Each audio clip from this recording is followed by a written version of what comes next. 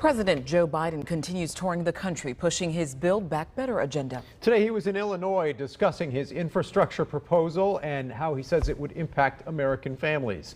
Fox 59 Washington correspondent Alexandra Limon is live in Washington with an update tonight. Alexandra? Good evening. Well, President Joe Biden has been pushing for an infrastructure package that includes an investment in what he calls human infrastructure.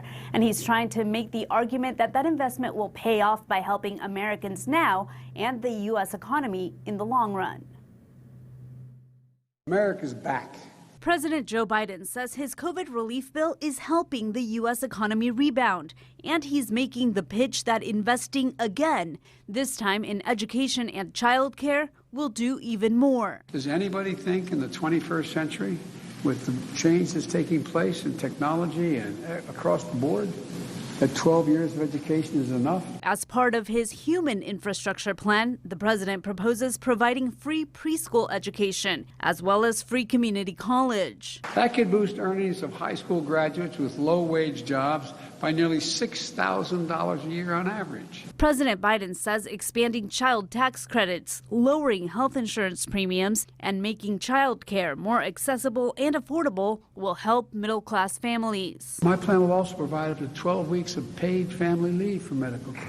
And the most difficult moments someone will ever face, no one should have to choose between a job and a paycheck and take care of someone you love. In addition to long-term benefits, President Biden says his infrastructure package will also provide an immediate boost. We're going to make the biggest investment in roads and bridges since the construction of the interstate highway system, literally creating millions of good-paying jobs. You know, if you're really serious about this, let's look at traditional infrastructure, and that is roads, bridges, rural broadband, which is so important to the country right now, and not muck it up with things that have nothing to do with infrastructure.